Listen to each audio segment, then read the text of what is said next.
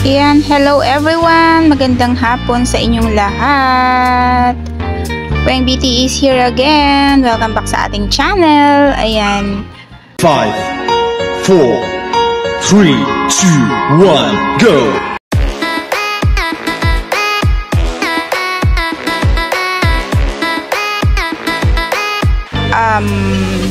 Magpi-film lang tayo ngayon, guys. Kailangan ko na kasing i-video tong mga to, baka sila'y mategi na. Hindi ito yung sinasabi ko. Tignan nyo yung aking mga some other time ko na lang tong mga to i-flex ng isa-isa sa inyo. Ayan, pakita ko lang. Meron lang akong ang tawag doon, meron lang akong ipapakita sa inyo na sinadya ko talaga sa farmer's garden. Twice akong pumunta ng farmer's garden. Yung unang punta ko, wala akong nabili kasi wala silang mga stocks noon. So, ayan, umuwi akong luhaan noon. Joke lang. Tapos, sabi ko hindi pwedeng hindi pa ako makabili kasi para makontinue ko na yung video ko at matapos na may upload ko na. So, yan, pakita ko sa inyo. Joanne. Nabudol ulit ako. Nabudol na naman si Weng BTE nyo. Pero, hindi naman siya, hindi naman itong mga to pricey. Kasi sabi ko nga sa inyo, hindi ako bibili ng mga pricey na mga halaman. Kasi, pag namatay, wag naman sana, ma-hurt lang yung feelings ko. Ayan, so, ito yung mga nabili natin, guys. Konti lang siya, mga ilang piraso lang naman yan. Ayan.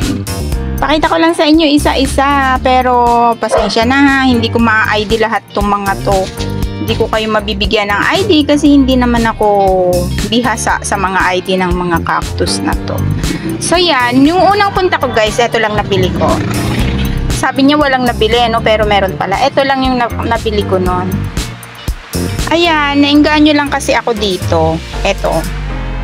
This one. Kasi sabi nila,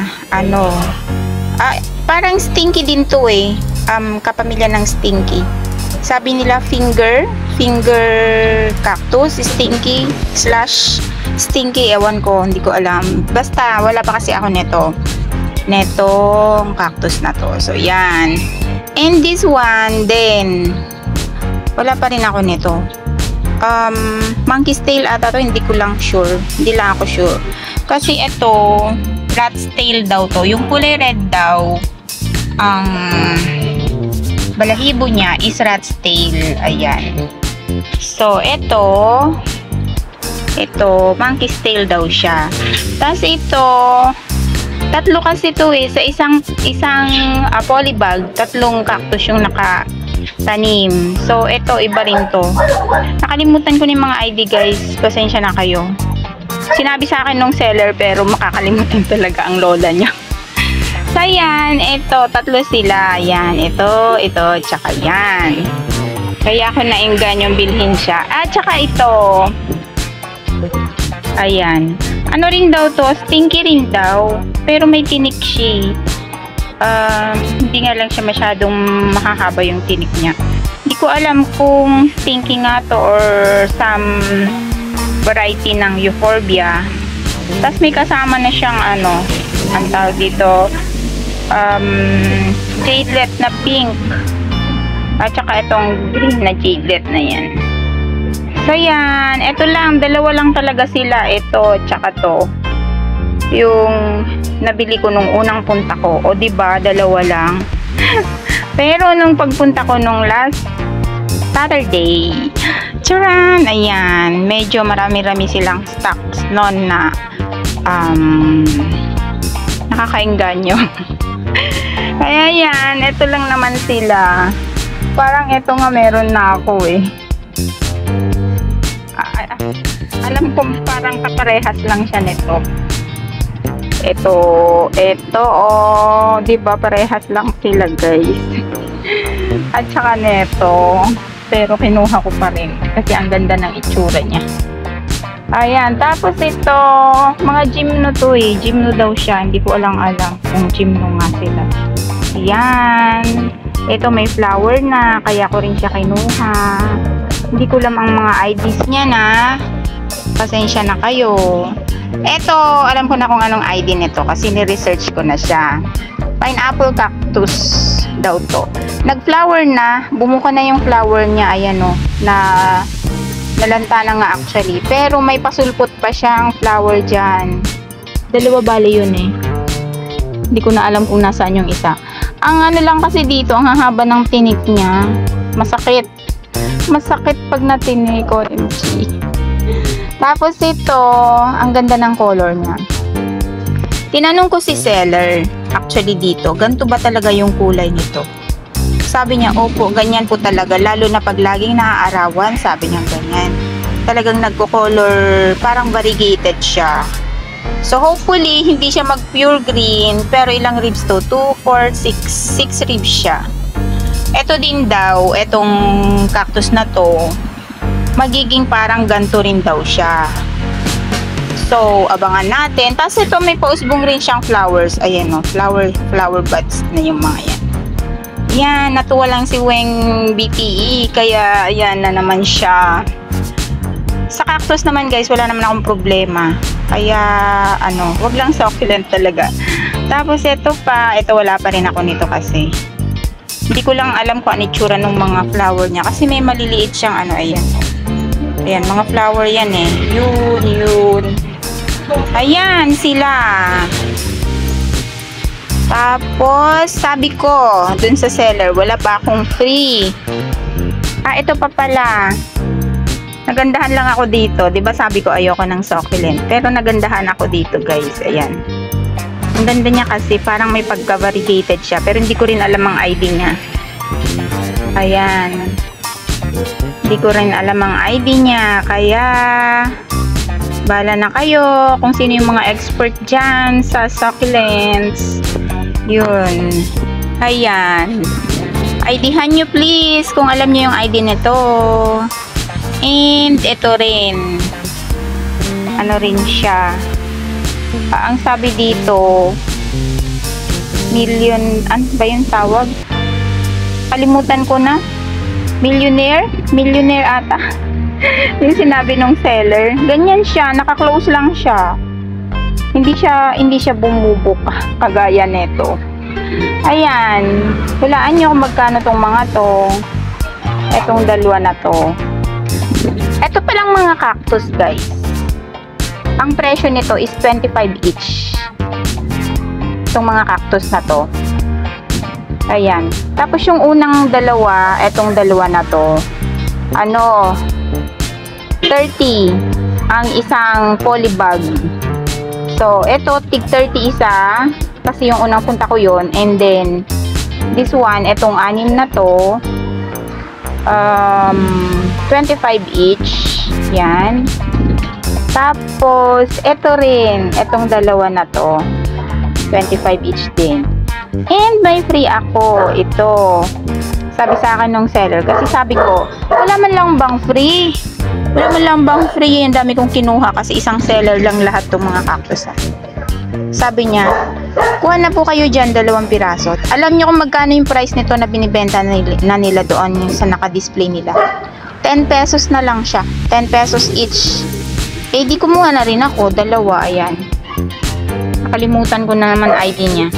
So, yun nga. As I've said, kailangan ko na siyang maripat, maitanim ng panibago. Kasi baka mategi na naman sila dyan. Ganyan. At itong mga zebra ko. Ayan. 4 na klase ng zebra. Ayan. 25 each din yan. Zebra na yan. 25 each yung mga zebra ko na yan. Ayan guys. So, pasensya na kayo, maingay. Nasa gilid kasi ako eh. Ayan, eto. Nakalimutan ko na. May kasamang claw yung pangalan netong zebra na to. Tapos eto din. Ayan, zebra ibang klase rin to. This one, iba rin klaseng tong zebra na to. At saka ito, iba rin klase to. O, di ba magkakaiba naman sila? Kita naman magkakaiba sila, di ba?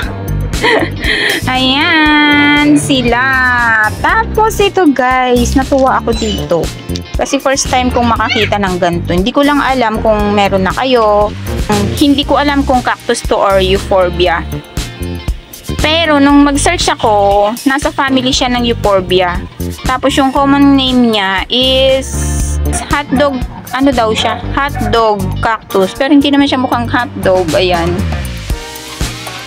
Ayan, mukha ba siyang hotdog? Hindi naman eh. Pero ang ganda, tsaka ang kapal na rin niya. Ayan. O, diba? Ito medyo mas, mas mahal kaysa sa kanila. 80 pesos. Etong isang, malaki naman kasi, tsaka makapal na siya. Ang dami na niyang mga baby sa ilalim. Ito nga naputol, oh. Sama ko na lang siya sa, ayan, no, dalawa sila. Mabilis lang siyang maputol, kaya dapat hindi lagi nasasagi. Ayan. At saka meron pa pala. Wait lang guys, kukunin ko. Tcharam! O diba? Gymno variegated. Gymno variegated siya. Yan. Nakatanim siya sa Blue Boy. Meron siyang RS na Blue Boy. Ayan. Sino nga ba yung nagsabi sa akin na kapag ang cactus daw ay naka-RS siya, grafting, tama ba yun? Tawag dun. Ayun, mas madali daw lumaki yung cactus. So far, ayan, hindi ko alam kung melo cactus to or yung variegated, yung kagaya ng mga candies ko. Hindi ko sure. Tapos yan, nagustuhan ko rin siya kasi may pausbong na siyang flower. So yan sila. Ibig sabihin, tong cactus na to, ito, yung pinaka-mother niya. Motherhood na talaga siya. Mother cactus na talaga siya. Kasi, ayan eh, nagkaroon na siya ng mga baby. Dalawa na yung baby niya guys. Ayan. Ito, tsaka to, ang babies niya. Ay, nakita ba? Ito, tsaka to, babies. Tapos ito, yung kanyang flower. Ayan. Maliit lang yung pot niya. Kaya, kailangan ko rin sigurong iripat sa mas malaking, mas maluwag. Yan. That's all, folks. Yan lang naman yung gusto kong i-flex sa inyo, mga kaibigan. At, kailangan ko na rin kasing mataniman yung itong paso na to. Yan. Baka kung hindi ko pa maitanim tong mga to ay matuluyan sila. Kaya yan guys, pakita ko na lang sa inyo guys kapag nataniman ko na tong mga paso na to na binigay ng isang friendship natin na walang iba kundi si Ate Jo, Josephine Bauyon. Thank you so much Ate Jo. Love mo rin pala ako. Joke lang. Alam ko naman love mo ako Ate Jo. Love mo kaming mga younger sisters mo. Ayan, Ate Jo, thank you so much. Matataniman ko na yung paso mo. Ayan. Naghanap talaga ako Ate Jo, ng maitatanim dyan sa mga paso mo. Kaya talagang twice akong pumunta. Thank you so much for watching. Maraming salamat sa inyo. Ayan. Thank you so much sa mga bagong subscribers natin, sa mga nanonood sa ating mga videos. Maraming salamat.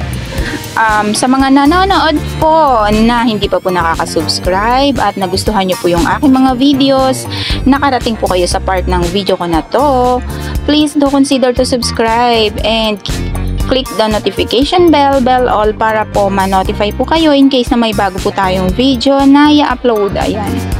Yan, maraming salamat din po sa aking mga kaibigan sa Plant Lover Groups. Thank you so much. Thank you sa Team Promote headed by Sis Nori Ogaño Official. Maraming salamat.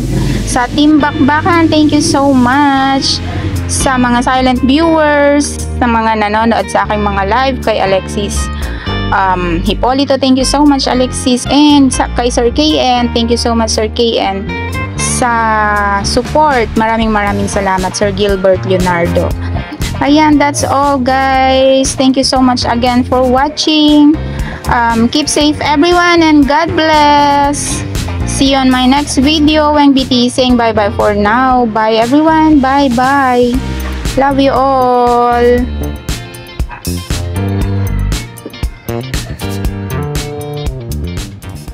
Smile in your heart. You brighten my day, showing me my direction. You're coming to me and